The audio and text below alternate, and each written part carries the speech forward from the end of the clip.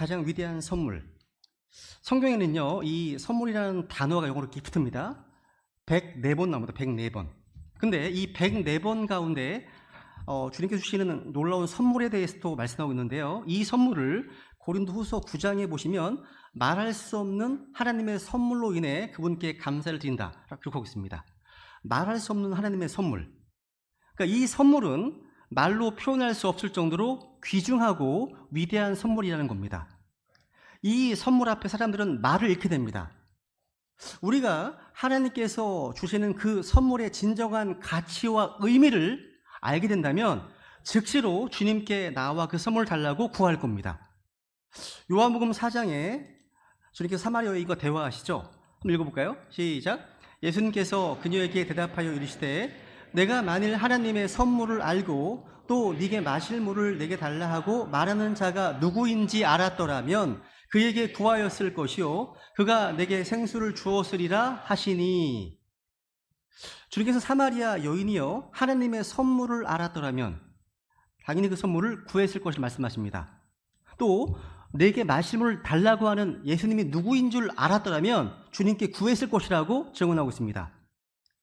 여러분이 지금까지 주님께 나오지 않는 것은요 예수님이 누구신지 전혀 모르기 때문입니다. 예수님을 진정으로 안 사람들은요 모두가 주님께 무언가를 구했고 그에 대한 응답을 받았습니다. 오늘 저는 하나님의 선물로서 예수 그리스도가 누구신지에 대해서 여러분에게 소개해 드리려고 합니다.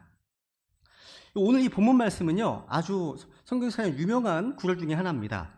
이 말씀은 그 하나님의 선물이 얼마나 위대한지 놀라운지를 잘 보여주고 있습니다. 여러분, 하나님께서 세상을 이처럼 사랑하사 자신의 독생자를 주셨으니 크리스마스의 주인공이신 예수님은 하나님의 선물이십니다. 여기 하나님께서 자신의 독생자를 주셨다고 말씀하고 있죠. 또 하나님의 독생자를 믿음으로 받게 되는 영원한 생명도 하나님의 선물입니다. 읽어볼까요? 시작. 죄의 싹슨 사망이나 하나님의 선물은 예수 그리스도 우리 주를 통해 얻는 영원한 생명이니라. 하나님의 선물은 우리의 행위나 노력으로 얻을 수 없습니다. 돈으로 살 수 없습니다. 빼앗을 수 없습니다. 훔칠 수도 없습니다. 하나님의 선물을 받는 것은 단순합니다. 마음 문을 열고 믿음으로 받아들이면 되는 겁니다. 아주 쉽고 단순한 거예요. 인류 역사 가운데 지금까지 주어진 가장 위대한 선물은 하나님께서 자신의 아들을 주신 것이었습니다. 2000년 전에 우주 만물의 창조자이신 하나님께서 하늘의 영광을 버리시고 마리아의 태를 빌려서 인간의 모습으로 이 세상에 오셨습니다.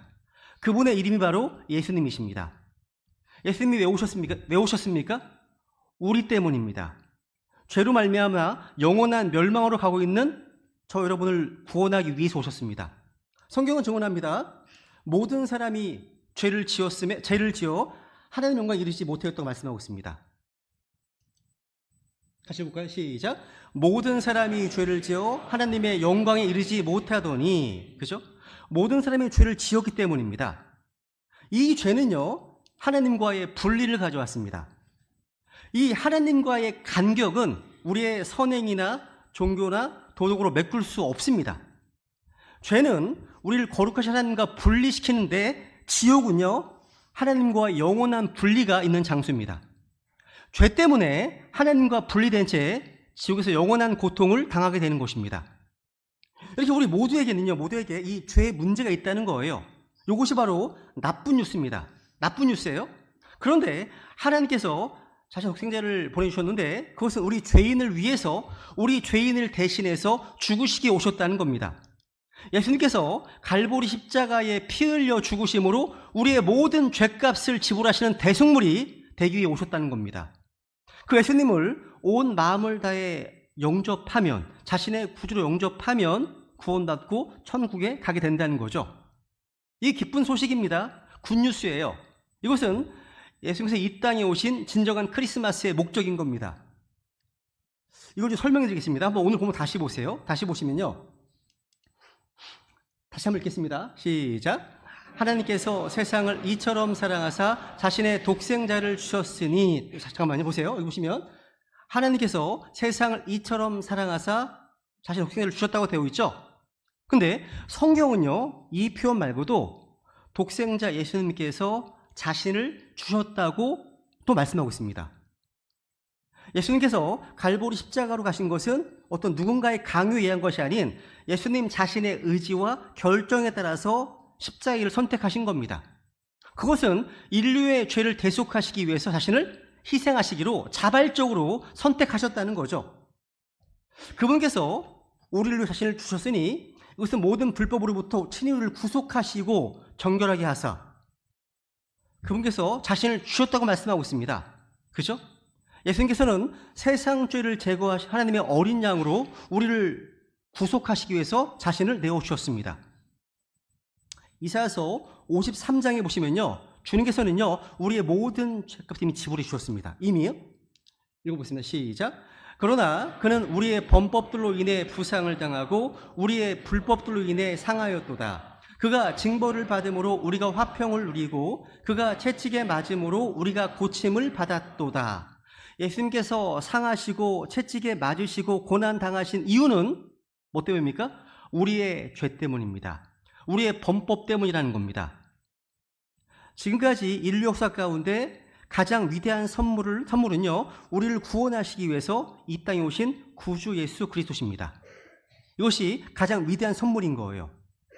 제가 오늘요, 이 하나님의 선물을, 그러니까 선물의 가치를 결정할 때 그 가치를 결정짓는 몇 가지 요소들이 있거든요.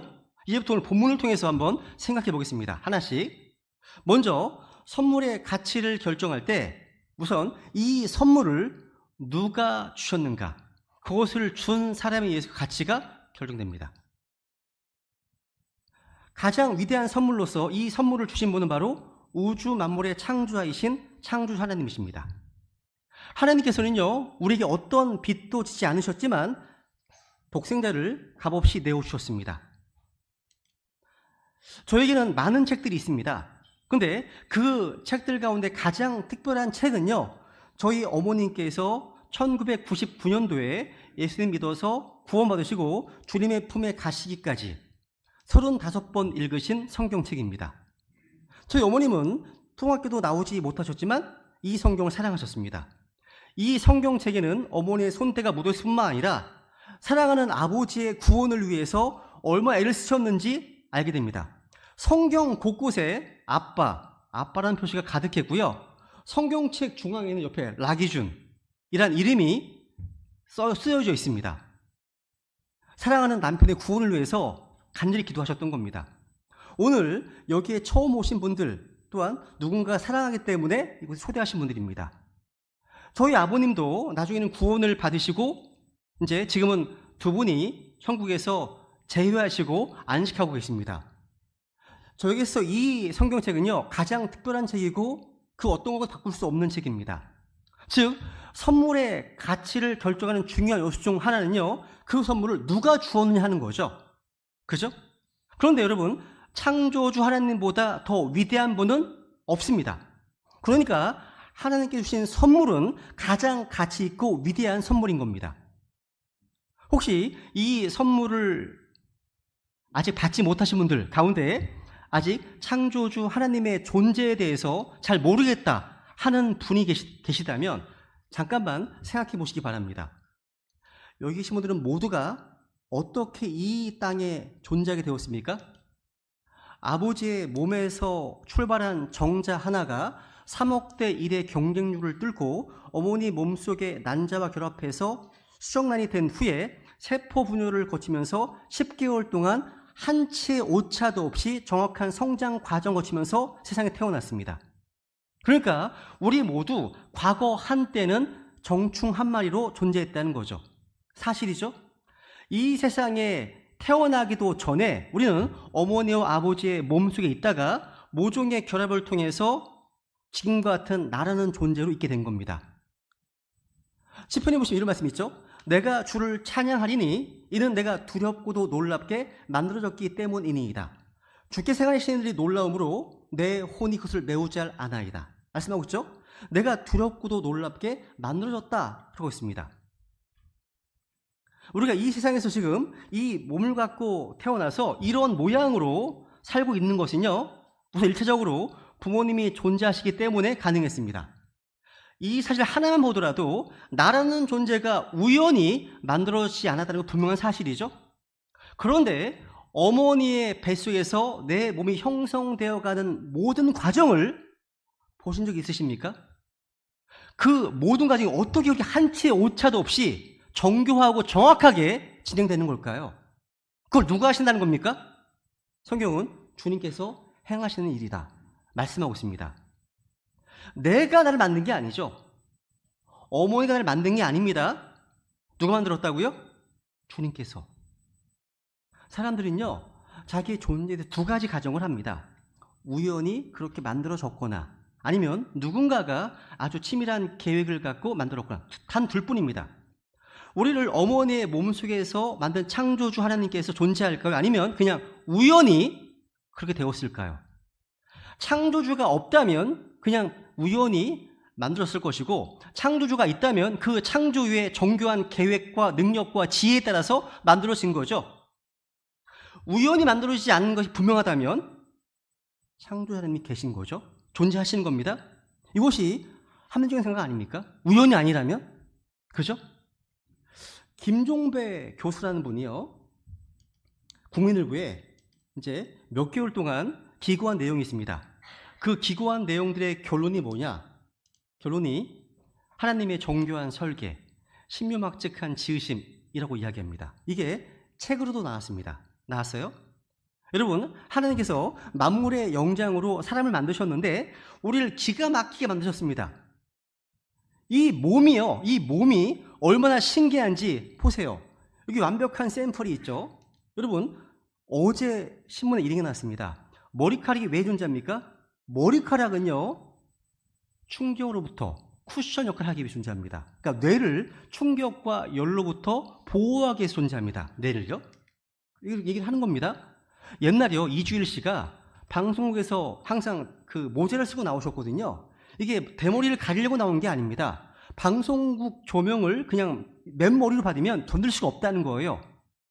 머리카락은요, 충격과 열로부터 보호하기 위해서 존재하는 겁니다. 그럼 여러분, 눈썹은 뭐예요? 눈썹은요, 각종 먼지나 벌레나 액체로부터 눈을 보호하기 위해서 존재합니다. 여러분, 이마에 땀이 나면 눈썹에 땀이 몰려 있어요. 몰려 있습니다. 그래서 더운 여름날 땀을 닦으면 눈썹에 있잖아요. 날아가는 먼지가 눈에 들어가는 것도 막아줍니다.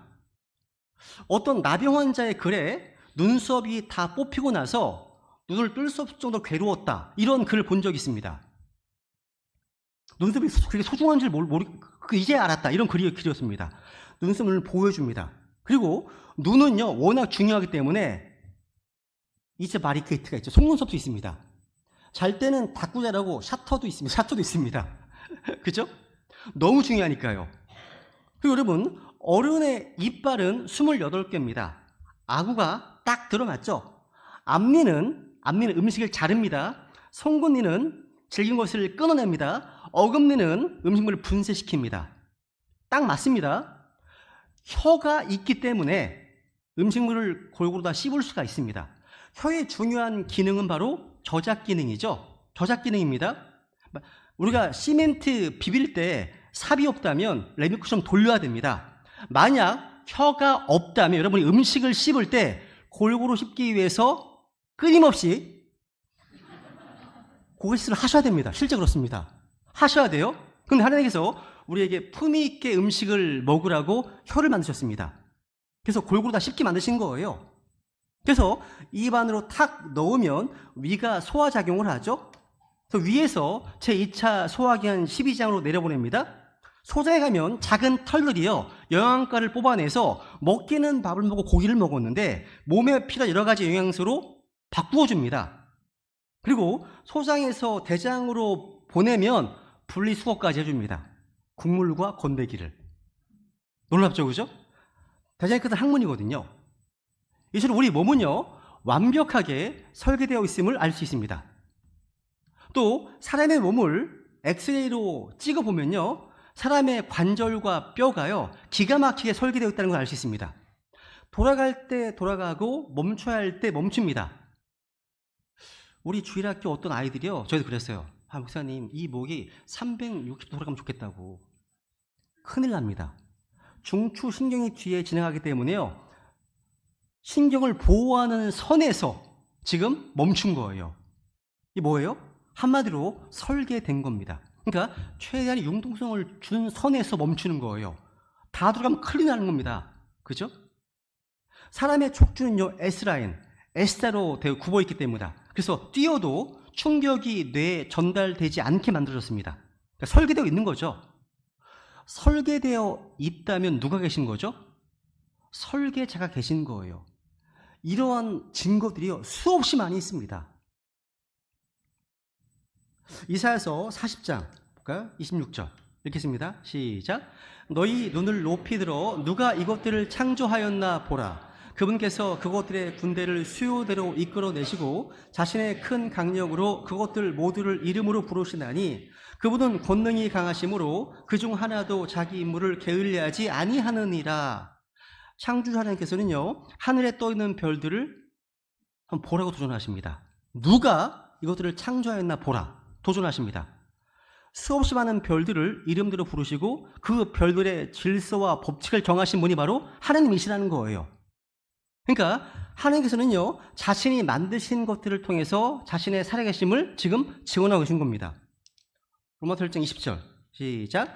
그분의 보이지 아니한 것들 곧 그분의 영원하신 권능과 신격은 세상의 창조 이후로 분명히 보이며 만들어진 것들에 의해 이해될 수 있으므로 그들이 변명할 수 없느니라.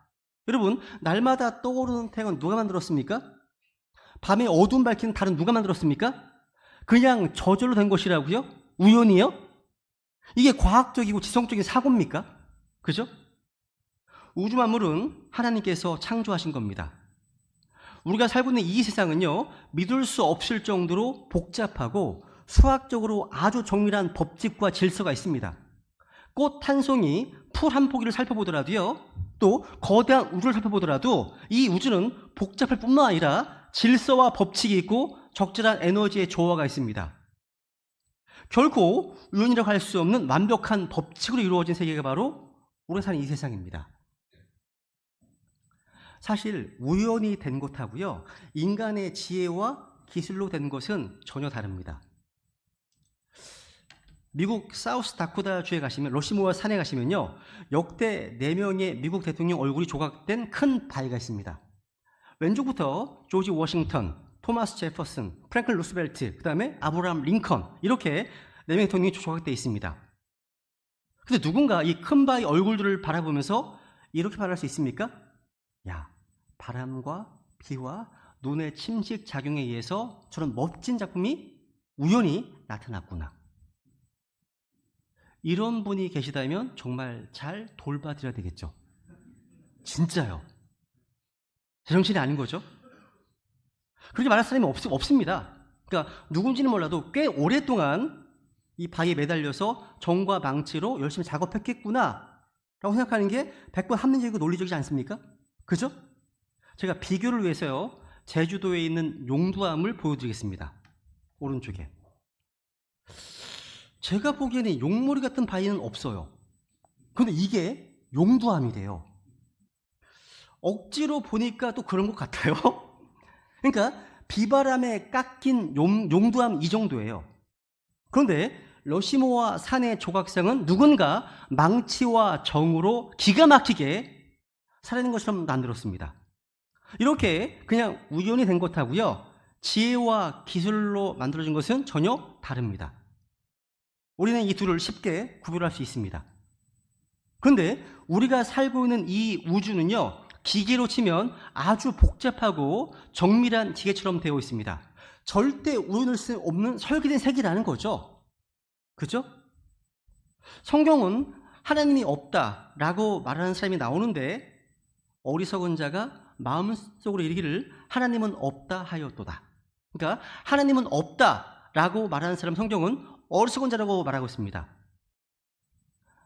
어떤 초등학교 아이가요, 일요일 날 교회 갑니다. 동네 아저씨가 이 아이를 붙들고 조롱했습니다. 야, 너 어디 가냐? 아, 저 교회 가요. 야, 너 하나님이 어디 있다고 그러니 하나님이 있는 곳을 말하면 내가 1,000원 줄게. 그랬더니 초등학교 학생이요, 이렇게 대답합니다. 하나님이 없는 곳을 말해 보시죠. 10,000원 드릴게요. 이렇게 답니다. 하나님 없는 곳 세상에 어디 있습니까? 우리는 하나님이 만드신 이 세상 속에 살고 있는 겁니다. 그 크신 하나님께서 우리에게 선물을 주셨다면 이 선물은 가장 위대하고 놀랍지 않겠습니까? 그죠? 두 번째로 선물의 가치는요, 그 선물을 준 사람의 동기에 의해서 가치를 판단할 수 있습니다.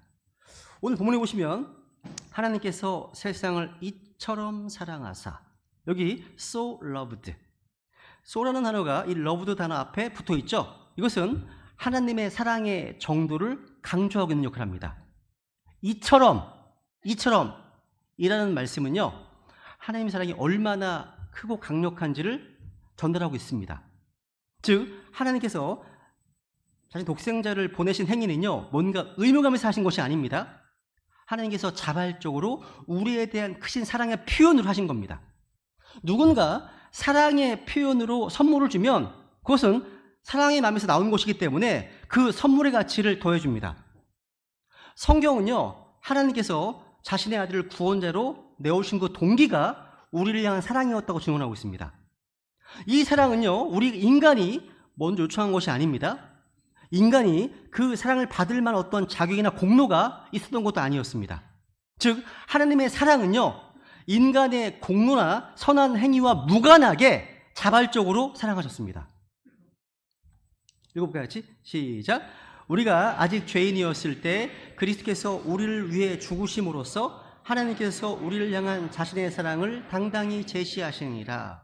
하나님은요, 립서비스만 하신 것이 아닙니다.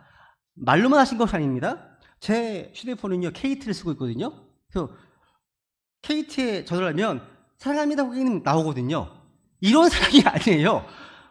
정치인들이 사랑합니다, 이게 무슨 감동이 있습니까? 그냥 말이잖아요.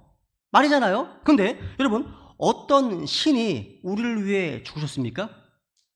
여러분, 종교와 복음은 어떤 차이가 있죠? 여러분, 우리 인간 스스로 진리를 찾아가려고 시도하는 것이 종교라면 성경에 말하는 복음은요, 창조주 하나님께서 우리의 문제를 해결해 주시기 위해서 우리를 찾아오셨다는 게 복음입니다. 다르죠? 종교와 복음은 다릅니다. 지구상에 유엔의 통계에 의하면 100만 개 이상의 종교가 있다고 합니다. 100만 개. 지구상에 정말 많은 종교가 있습니다. 심지어 같은 기독교 안에도 수없이 많은 교파가 있습니다. 통계에 의하면 2만 개의 교파가 있습니다. 우리나라에 알려진 기성교단이 150개가 넘습니다. 그 중에 제일 많은 것이 예수교 장로회입니다. 예장입니다. 똑같은 예장 간판을 달았는데 서로 상관없는 이름만 똑같은 교단이 60개가 넘습니다. 되게 많아요. 여러분, 하나님, 갓이라는 명칭과 용어는 같이 쓰고 있지만 얼마나 많은 종교가 있고 얼마나 많은 교파가 있습니까? 도대체 어떤 갓을, 어떤 하나님을 믿어야 되는 겁니까? 성경은 답을 제시하잖아요. 말씀이 하나님이셨더라. 따라해보세요. 말씀이 하나님이셨더라.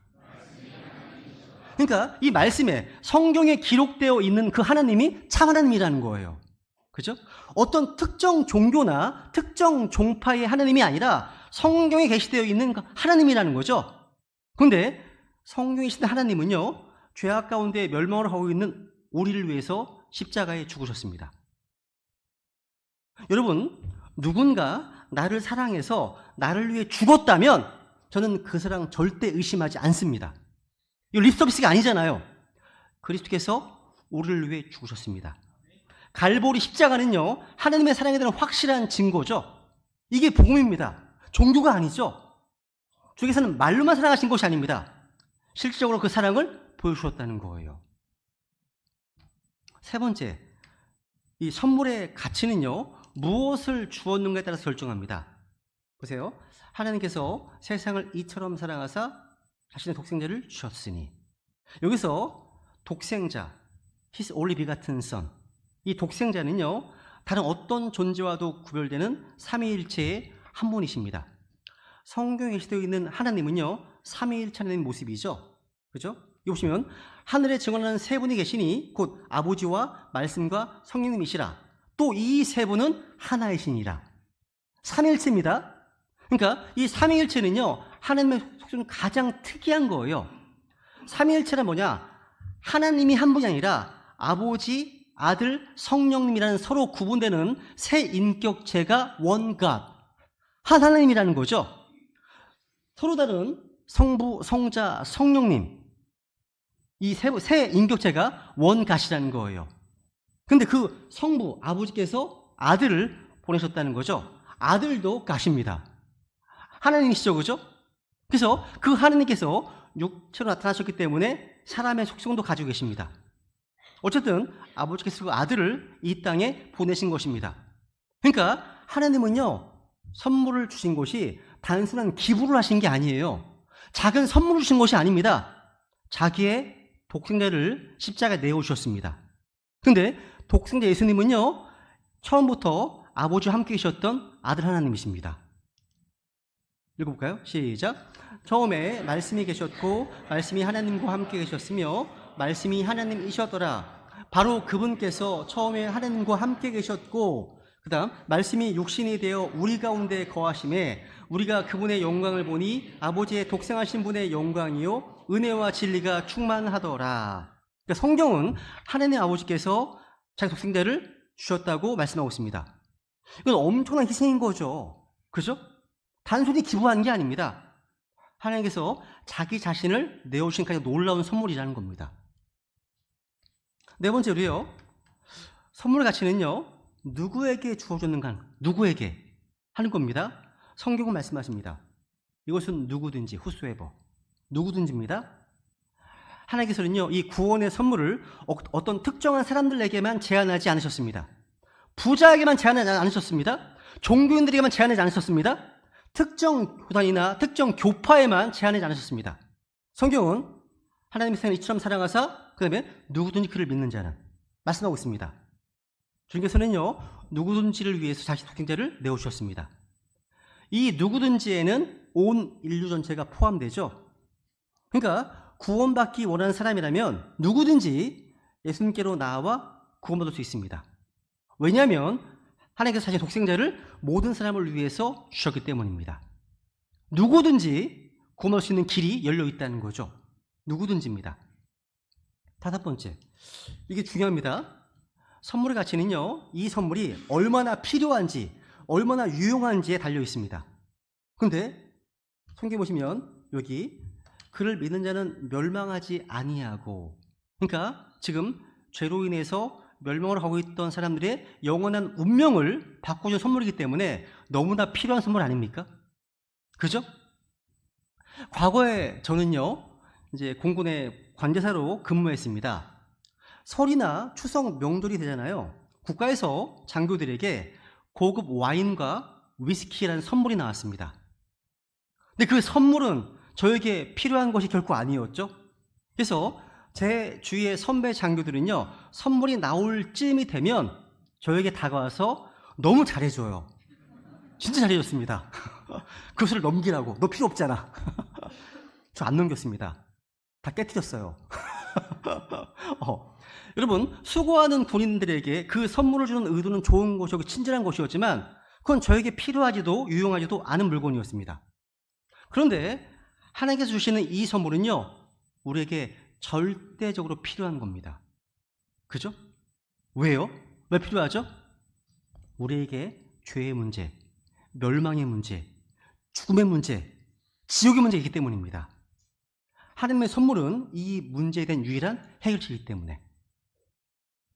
저와 여러분에게요, 죄가 있습니다. 있죠, 그죠? 근데 이 죄가 언제부터 있었던 걸까요? 40대부터? 30대? 20대? 여기 10대? 그때도 있었습니다. 그죠? 다 있었습니다. 성경 놀랍게도요, 어머니 뱃속에서부터 우리가 죄 가운데 수태했다고 말씀하고 있습니다. 읽어볼까요? 시작. 보소서 내가 불법 가운데서 형성되었으며 내 어머니가 죄 가운데서 나를 수태하였나이다.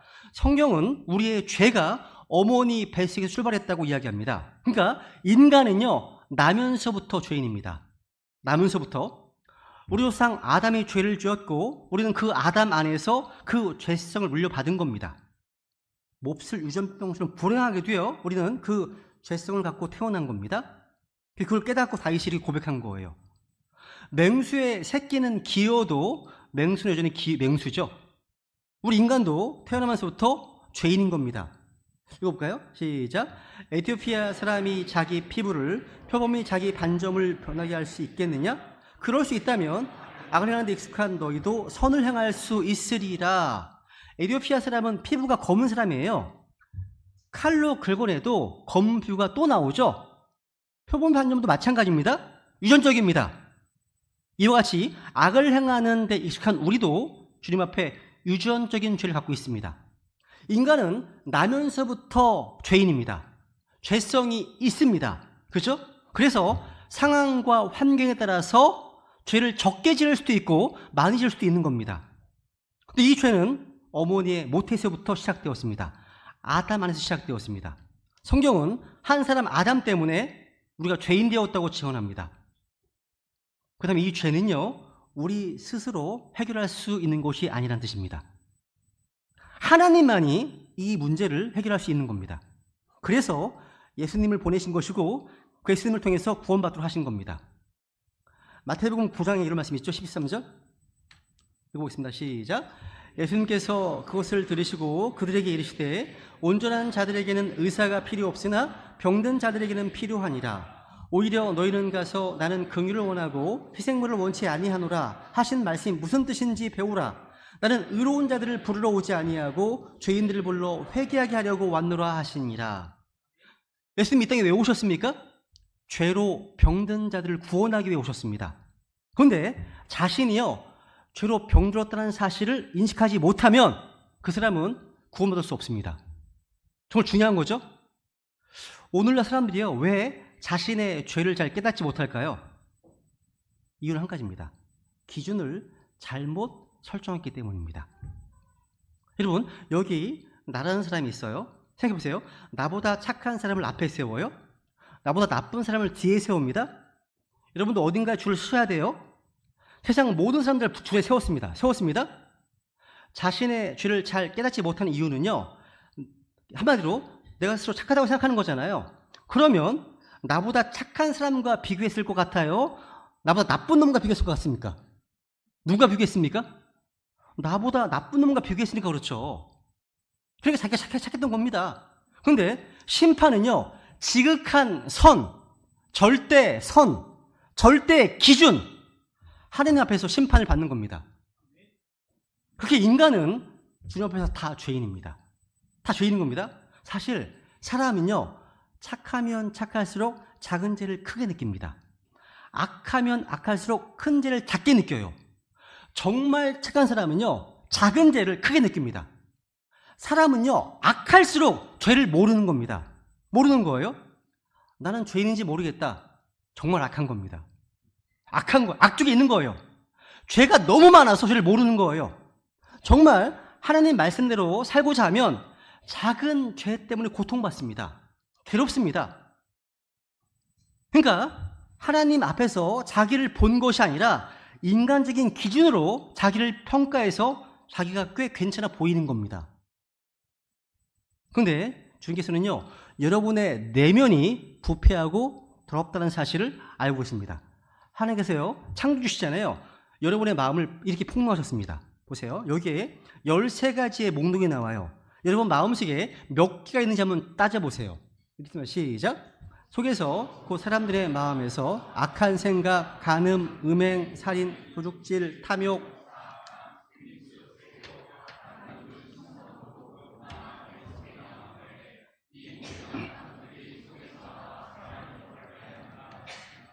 이 모든 악한 것들이 속에서 나와 더럽게 한다. 되어 있어요. 13가지. 13가지 가운데 나는 12가지가 있다.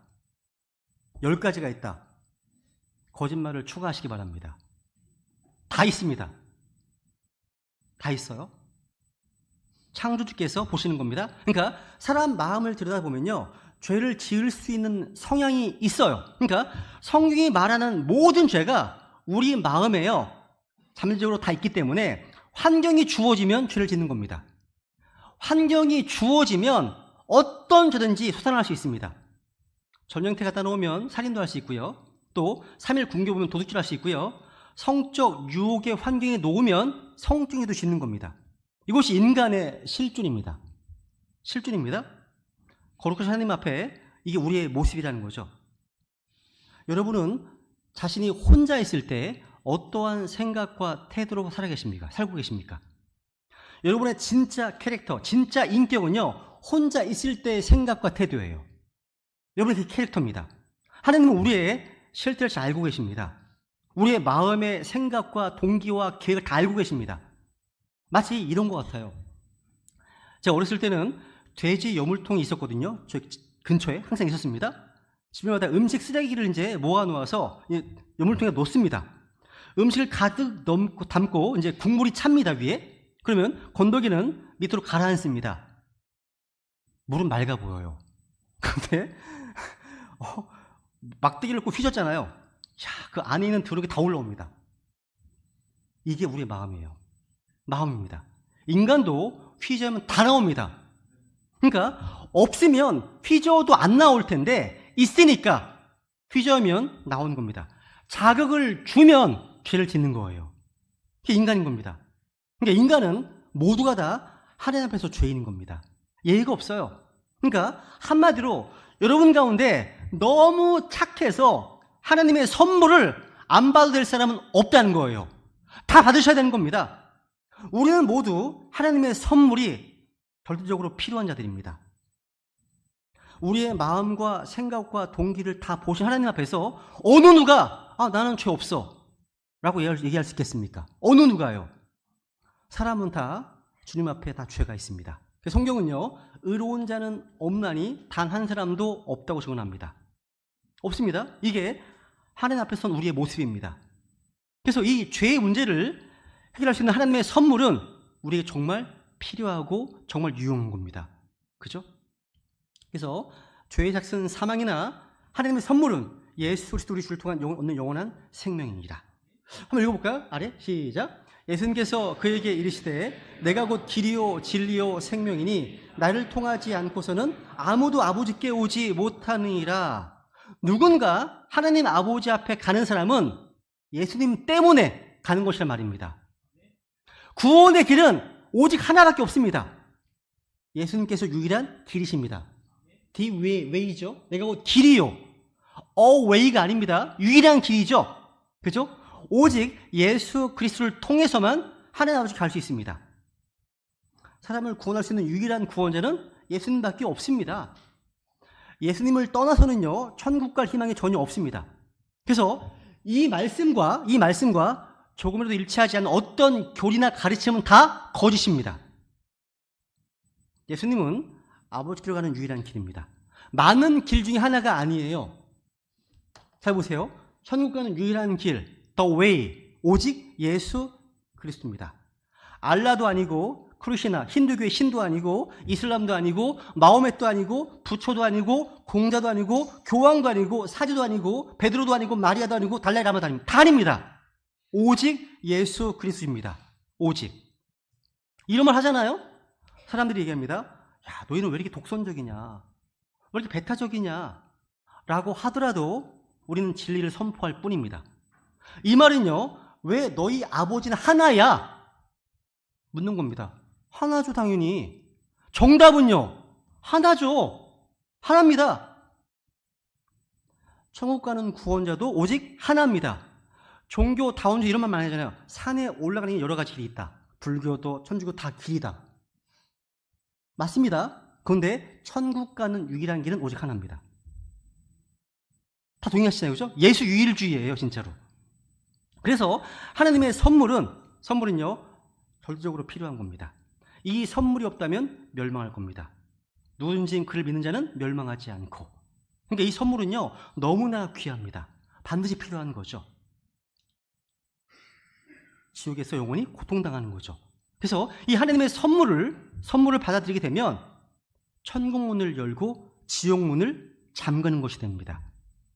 하나님의 선물이 이 멸망을 막아주는 거예요. 막아주는 겁니다. 그렇죠? 여섯 번째, 이 선물의 가치는요, 이 선물을 위해서 어떤 대가를 지불했는가 따라 결정됩니다. 구원의 선물을 위해서 주 예수님께서 이 땅에 오셨습니다. 하늘의 영광을 버리고서요. 보세요. 요한복음 1장 15절 읽을까요? 시작. 이것은 신실한 말이요 전적으로 받아들이기 합당한 말이니 곧 그리스도 예수님께서 죄인들을 구원하시려고 세상에 오셨다는 말이로다. 내가 죄인들 중에 우두머리니라. 너무 감사하게도 그리스도 예수님께서 죄인들을 구원하시려고 세상에 오셨습니다. 여기 누구를 구원하러 오셨다고요? 누구를요? 죄인들을. 이 죄짝 대신에 의인들이라고 되어 있으면 우리는 다 절망할 수밖에 없습니다. 근데 죄인들을 구원하시고 오셨습니다. 그래서 구원받을 자격은요, 죄인만 가능한 겁니다. 죄인만. 아, 내가 죄인이구나 아는 사람만 구원받게 됩니다. 그죠? 물에 빠진 사람을 건져주려면 물속에 들어가야 됩니다. 불에 타 죽을 사람 건져주려면 불속에 들어가야 됩니다. 세상에 있는 죄인을 건져주려고 하니까 이 세상에 오신 겁니다. 근데 만약에 하나님께서요, 하나님의 모습 그대로 나타나셨다면 우리는 그 근처에 들어가지 못합니다. 근처에 못 갑니다. 그러니까 거룩하신 하나님을 보게 되면 우리는 다 죽게 됩니다. 그래서 하나님께서 남자의 씨를 통하지 않고 마리아의 태를 빌려서 사람의 모양으로 이 땅에 오셨습니다. 바로 예수님이시죠. 그래서 예수님 누구시냐? 하나님께서 육체 안에 나타나시고, 예수님은 육체 안에 나타나신 하나님이십니다. 예수님이시죠. 그죠? 예수님은 죄인을 구원하시기 때문에 오셨습니다. 어떻게 구원하실까요? 이 세상에 하나님 정하신 법이 있잖아요. 로마서 보면 죄의 삭은 사망입니다. 이 법이 있습니다. 죄인은 죽어야 한다는 법이 있잖아요. 그럼 어떻게 구원하실까요? 예수님께서 대신 죽으시러 오신 거예요. 그러니까 법적인 문제를 해결해 주시는 겁니다. 예수님은요, 처음부터 죽으러 오신 거예요. 죽으려고요. 읽어볼까요? 위에 시작. 그분께서 모든 사람을 위한 대속물로 자신을 주셨는데 이것은 정해진 때 확증될 것이며, 대속물, 대신할 대자, 바꿀 속자, 물건 물자, 그죠? 자기를 대속물로 주셨다고 말씀하고 있습니다. 여러분에게 빚이 있다면 돈으로 갚아야 되는데, 죄가 있다면 생명으로 갚아야 됩니다. 근데 자기 생명을 대속물로 주려고 오셨습니다. 자기 생명을요. 그래서 침례자 요한이 예수님을 이렇게 설명하고 있습니다. 만약 천국을요, 시험 봐서 간다, 이 문제는 필이 납니다. 아셔야 됩니다. 읽어볼게요. 시작. 다음날 요한이 예수님께서 자기에게 오시는 것을 보고 이르되 세상 죄를 제거하시는 하나님의 어린 양을 보라. 여기 침례자 요한이 예수님을 어떻게 소개하는지 보세요. 세상 죄를 제거하시는 하나님의 어린 양을 보라. 예수님은 세상 죄를 제거하시는 하나님의 어린 양이십니다. 이 세상은요, 세상은 인류 역사의 시작부터 끝까지 세상을 가리킵니다. 아담부터 시작해서 아담 안에서 태어난 모든 사람들의 죄 문제를 해결해 주시는 분으로 오셨습니다. 우리는 현재 2023년도에 살고 있습니다.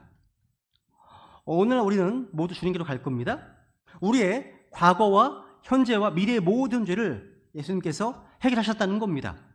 우리가 과거에 지었던 죄, 현재 짓고 있는 죄, 앞으로 지을 모든 죄를 예수님께서 자신의 피로 모든 죄값을 지불하셨다. 복음입니다. 이게 복음입니다. 근데 그 내용이 예수님 오시기 700년 전 이미 예언되어 있었습니다. 이사야서 53장에 보세요. 53장 6절. 우리는 다 양 같아서 길을 잃고 각각 자기 길로 돌아섰는데 그래서 우리 모두의 불법을 그에게 지우셨도다. 우리 모두의 불법을 그에게, 누굴까요? 예수님에게 지우셨다 말씀하십니다. 여러분, 이 두꺼운 성경 속이요, 내가 평생 지은 죄, 지금까지 평생 지은 죄입니다.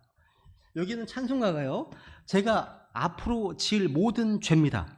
요 책 두 개가 나의 죄 기록들입니다. 나의 인생이죠. 나의 모습입니다. 모든 죄가 나에게 있습니다. 그런데 하나님께서 독생자를 보내셨습니다. 오른손 예수님이십니다. 예수님이에요. 그죠?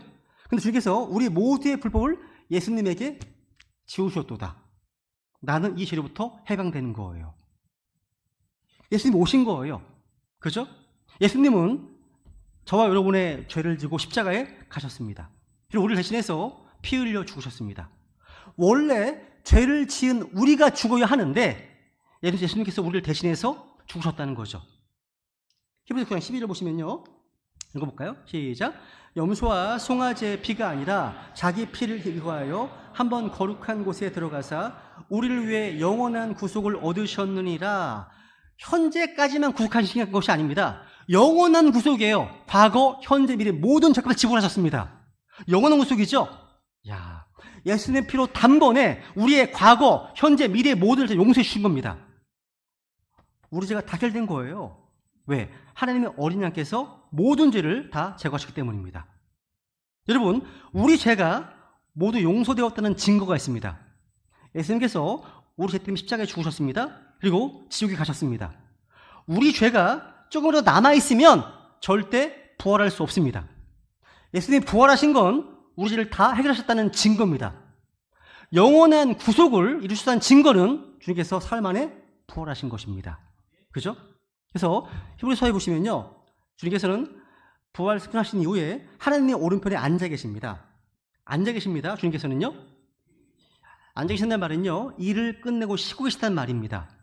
그리고 새 언약을 주셨습니다. 그 언약이 뭐냐? 아래 보시면 내가 그들의 죄들과 불법들을 다시는 기억하지 아니하리라.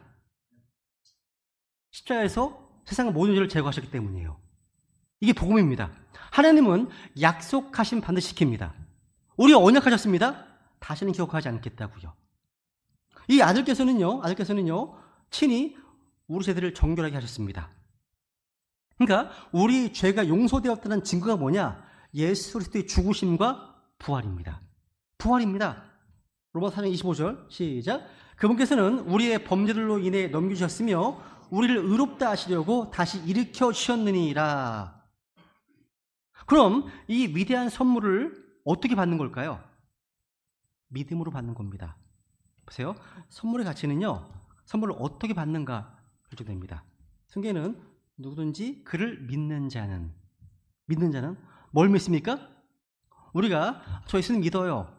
이 말은 두 가지 내용이 있습니다. 예수님께서 우리 죄 때문에 피 흘려 죽으신 것, 이것만 믿으면 안 됩니다. 우리를 의롭다 하시기 위해서 다시 부활하신 것 믿는 겁니다.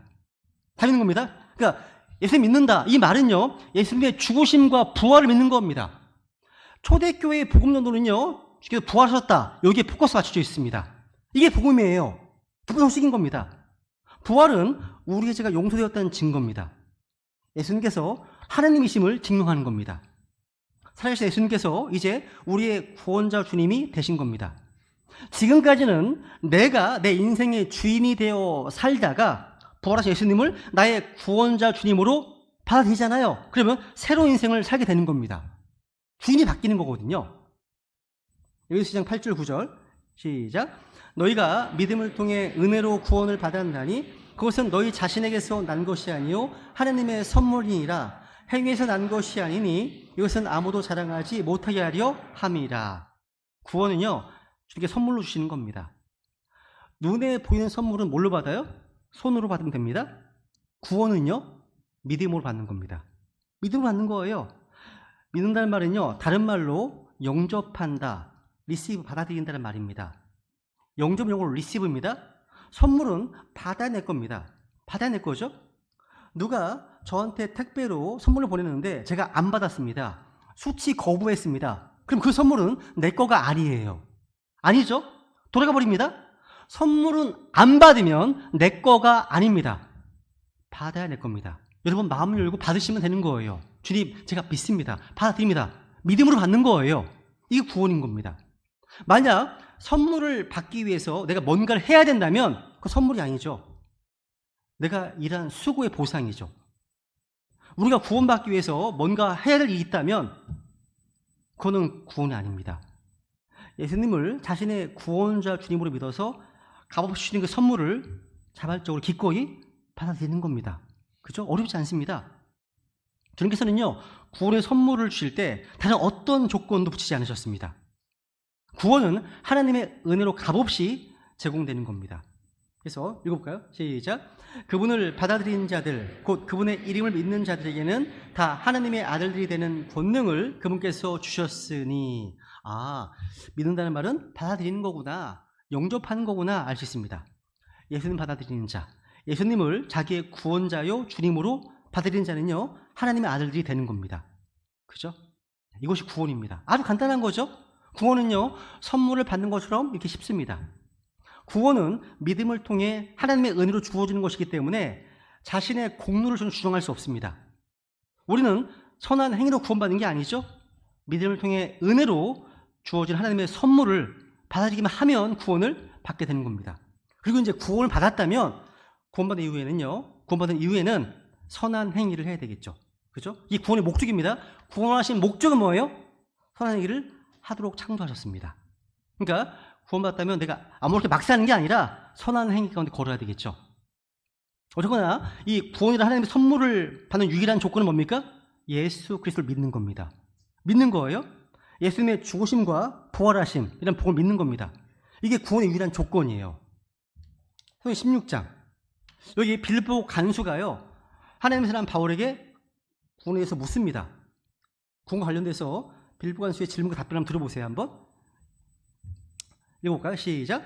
그들을 데리고 나와 이르되 선생들이여 내가 무엇을 해야 구원을 받으리까 하므로 그들이 이르되 주 예수 그리스도를 믿으라. 그러면 내가 구원을 받고 내 집이 구원을 받으리라 하며. 너무 단순합니다.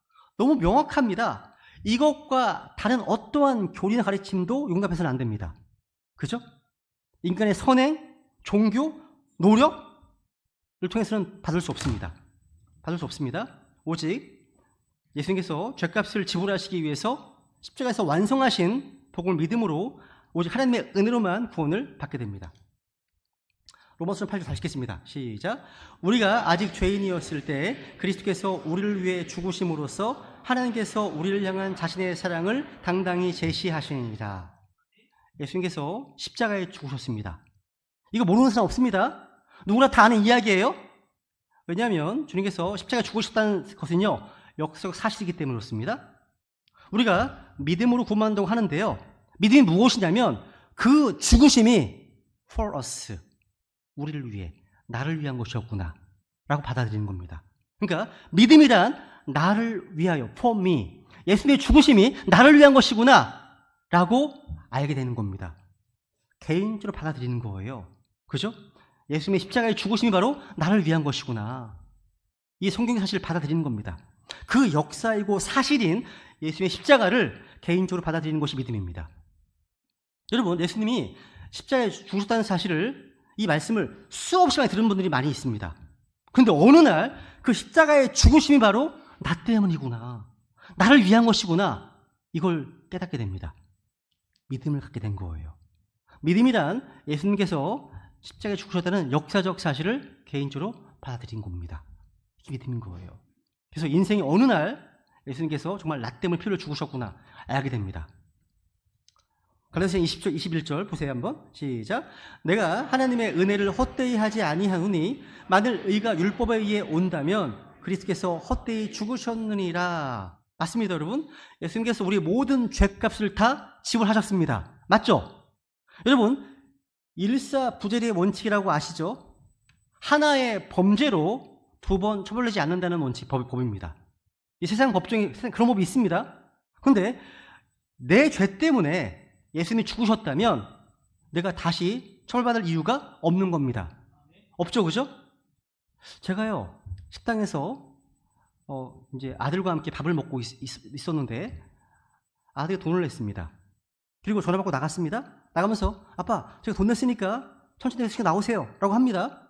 그런데 제가 나가면서 식당 주인에게 묻습니다. 아저씨 여기 얼마예요? 아드님이 아까 돈 냈습니다. 무슨 얘기예요? 제가 얻어먹고 다녀요? 제가 먹은 건 제가 낼 겁니다. 얼마예요? 그러면 아들이 낸 건 혼낸 거죠. 혼낸 거잖아요. 그죠? 마찬가지입니다. 사실 내가 지옥에 가면 사실 나는 본전입니다. 왜? 원래 지옥에 갈 자였으니까. 그죠? 그렇다면 예수님은 괜히 죽으신 겁니다. 괜히 피 흘려 상실을 제거하신 겁니다. 그러니까 예수님 믿지 않는 것은요 하나님의 은혜를 헛되이 하는 겁니다. 그럴 수 없다는 거죠. 그죠? 마지막 8번째, 이 선물의 가치는요 이것이 얼마나 지속되는가에 달려 있습니다. 중에서 오늘 두 개의 단어를 이제 설명하는데요. 하나는 everlasting life, 영원한 생명입니다. 구원은 영원합니다. 한 번 구원은 영원히 보장되죠, 그죠? 그리고 로마서에서는요, eternal life, 영원한 생명. 두 개의 단어 모두가 다 이 선물의 끝없는 속성을 말하고 있습니다. eternal life, 이 영원하다는 단어는요, 시작도 없고 끝도 없는 것을 말합니다. 반면에 everlasting life, everlasting 이 단어는요, 시작은 있는데 끝이 없는 걸 의미합니다. 영존한 생명은요, 세상의 이치가 놓이기 전부터 존재했지만 제가 하나님의 선물을 받는 순간 시작이 되는 겁니다. 저에게는 영존하는 생명이 있습니다. 이건 끝이 없어요. 그런데 여기 보시면 eternal, everlasting 뒤에 뭐가 나옵니까? life라는 말 나옵니다. life라는 말 나오죠? 생명과 연관되어 있습니다. 생명은 단순한 게 아니에요. 영어로요, gather life라는 표현이 있습니다. 이 표현은요, 일상적으로 사용하는 표현입니다. 그러니까 누군가에게 더 의미 있고 어떤 활동적인 삶을 살 것을 격려하거나 도전하는 데 이제 사용됩니다. 단순히 살아있는 것이 아닙니다. 물리적인 상태를 넘어서서 삶을 더 충만하고 의미 있게 살 것을 권유하는 말이거든요. 그러니까 life는 뭐예요? 생명이라는 개념이요, 단순히 육체적인 삶을 의미하는 게 아니라 삶의 질과 목적에 대한 겁니다. 그러니까 영원한 생명, 영존한 생명이라는 개념은요, 단순히 영원히 존재하는 것을 넘어서서 삶의 깊이, 삶의 질, 삶의 목적, 의미를 포함하는 겁니다. 삶의 질을 얘기하는 겁니다. 성경이 우리에게 생명을 약속할 때 단순히 존재만을 약속하는 게 아닙니다. 하나님은 우리에게 영원한 생명을 약속하셨는데 이것은 시간과 영원에 걸쳐 하나님만 주실 수 있는 풍성한 삶의 질을 의미합니다. 그래서 이거 볼까요? 내가 온 것은 양들이 생명을 얻게 하고 생명을 더 풍성히 얻게 하게 합니다. 말씀하고 있습니다. 이 풍성한 삶, 이것은 예수님을 통한 구원의 선물로 시작됩니다. 주님께서 우리를 구원하신 것은요, 단순히 천국 가는 게 목적이 아니라 이 땅에서도 풍성한 삶을 누리게 하기 위한 것입니다. 저 여러분은 풍성한 삶을 누리고 계십니까? 그 삶은 이 하나님의 선물을 받은 후에 시작되는 겁니다. 제가 최근에요, 장염정세가 있어가지고 이틀간 이제 좀 고생하다가 초췌한 얼굴로 집 앞에 있는 이제 병원에 갔습니다. 그런데 진료실에 들어서자마자 의사 선생님이 나영성 목사님 아니시냐고. 저 순간 얼었습니다. 당황했습니다. 전혀 모르는 분이었거든요. 그래서 어떻게? 라고 했더니 금방 티가 난대요. 제 속으로 뭔 티가 난다는 거지? 저는 며칠 동안 고생한 후에요, 추리닝이 있고 병원에 갔거든요. 어떻게 하는 건 지금도 잘 모르겠습니다. 이게 풍성한 삶의 그리스도 향기인가? 이러면 감사할 일인데 이런 일 겪을 때마다 저 신경이 정말 많이 씁니다. 옷차림에 행동고지 신경을 안 쓸 수가 없습니다. 어디서 알아본 사람이 있어가지고 저 행동을 보고서 주님께 누가 될까봐. 그죠? 요한에서 5장에 보세요. 한번. 요한에서 5장 12절. 시작. 아들이 있는 자에게는 생명이 있고 하나님의 아들이 없는 자에게는 생명이 없느니라. 우리가 믿음을 통해서 하나님의 아들이신 예수님을 영접하게 되면 생명을 얻게 되고 그것이 풍성한 삶의 근거가 되는 겁니다. 그럼 마지막으로요, 예수님을 영접한다는 것 어떻게 하는 걸까요? 쉽습니다. 23장 20절. 보라, 예수님 말씀하십니다. 내가 문 앞에 서서 두드리노니 누구든지 내 음성을 듣고 문을 열면 내가 그에게 들어가 그와 함께 만찬을 먹고 그는 나와 함께 먹으리라. 주님 말씀하시는 겁니다. 나는 지금 너의 마음의 눈을 두드리고 있다고요. 난 지금 구원의 선물을 너에게 주려고 한다고. 너가 할 일이 뭐예요? 마음을 열고 나를 리시브하는 것, 받아들이는 것뿐이라고요. 그러니까 우리가 해야 될 일이 무엇입니까? 마음을 열고 믿음으로 그 주님을 받아들이면 되는 겁니다. 그분을 받아들이는 자들, 이렇게 표현하고 있는 겁니다. 주님께서는요, 예수님을 받아들이는 자들을 하나님의 가족 안으로 태어나게 하시는 겁니다. 예수님을 마음으로 받아들일 때 주님께서 우리와 함께 하시고 우리를 하나님의 가족으로 태어나게 하시는 겁니다. 이 시간 다 눈을 감아 보실까요? 한번?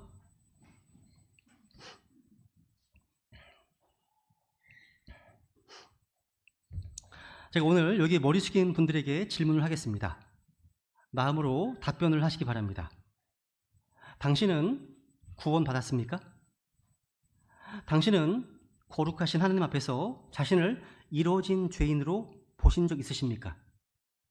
당신은 자신의 마음이 치료할 수 없을 정도로 병들어 있음을 인정하십니까? 당신은 이 죄의 문제 때문에 지옥에 가야 마땅한 존재로 보고 계십니까? 당신은 자신을 구원하기 위해서 내가 할 수 있는 일이 아무것도 없음을 인정하십니까? 내가 최선을 다해서 선한 행위들을 한다고 할지라도 그것이 나를 천국에 들어가실 수 없다는 사실을 깨닫고 계십니까? 당신은 자신의 죄 문제에 대한 하나님의 해결책이 세상 죄를 제거하시는 하나님의 어린 양 예수 그리스도이심을 믿고 계십니까? 당신은 그분을 하나님께 가는 유일한 길로, 구원의 유일한 문으로, 죄인들의 유일한 구원자로, 나에게 영원한 생명을 줄 수 있는 유일한 분으로 인정하고 믿으십니까? 당신은 예수님께서 나를 구원하기 위해 이 세상에 오셔서 사람이 대신 영원하신 하나님이심을 믿으십니까? 당신은 예수님께서 내가 죄인이었을 때조차도 나를 사랑하셔서 나를 구원하기 위해 십자가에 피 흘려 죽으시고 다시 사람이 부활하셨다는 사실을 믿으십니까? 그로 인해 내가 지은 모든 죄값을 완전히 영원히 지불하셨음을 믿으십니까? 당신은 나를 구원하기 위해서 오직 그분만을 신뢰하고 계십니까? 예수님께서 하신 일이 바로 나를 위한 것임을 믿음을 받아들이셨습니까? 그렇다면 당신은 하나님의 자녀입니다. 다시 태어난 겁니다. 구원받은 겁니다. 그런데 이 질문들에 대해서 예스라고 답변하지 못한 분이 계시다면 오늘 이 문제를 꼭 해결하시고 가시길 간절히 촉구드립니다. 왜냐하면 오늘이 마지막일 수도 있기 때문입니다. 오늘 이 말씀 들으신 분 가운데 구원받기 원하시는 분이 계시다면 제가 여러분을 대신해서 하나님께 기도하겠습니다. 온 마음을 다해서 이렇게 기도해 보시기 바랍니다. 이 기도는요, 하나님의 선물을 받아들이기 위해 사용할 수 있는 기도입니다. 이 기도는 자신을 죄인으로 인정하고 예수 그리스도께 구원을 요청하면서 자신의 삶을 주님께 맡기는 내용을 담고 있습니다. 마음속으로 같이 따라하시면 좋겠습니다. 하나님, 저는 죄인입니다. 죄인으로 태어나서 수없이 많은 죄들을 지었고 그 죄로 인해서 하나님의 심판과 진노를 받을 수밖에 없는 자들이었습니다. 그러나 하나님께서 저를 사랑하셔서 육신의 몸으로 이 땅에 오셔서 저의 모든 죄를 담당하시고 저를 대신해서 십자가에 피 흘려 죽으시고 사흘 만에 부활하심으로 죄에 대한 심판과 형벌을 모두 담당하셨다는 그 놀라운 복음을 듣게 되었습니다. 죄값이 모두 지불되었기 때문에 이제 제가 다시 그 죄 때문에 심판받을 필요가 없음을 알게 되었습니다. 감사를 드립니다. 감사를 드립니다. 이 시간 예수 그리스도 당신을 저의 구원자와 주님으로 마음에 모셔드립니다. 약속하신 대로 제 안에 들어오셔서 하나님의 아들이 되게 하시고 구원자로서 풍성한 삶으로 인도해 주옵소서. 오늘 복음 말씀을 통해서 구원의 위대한 선물을 주셔서 참으로 감사드립니다. 주님을 찬양합니다. 존귀하신 예수님의 이름으로 기도드립니다. 아멘. 오늘 이 시간 축복받아 오신 분들을 위해서 좀 기도해 주시고요. 구원받은 분들은요, 우리를 구원해 주신 하나님께 감사와 어떤 사랑으로 또 신실함으로 응답하시기를 바랍니다. 우리 다시 일어나셔서요, 찬송가 154장 찬송하시겠습니다.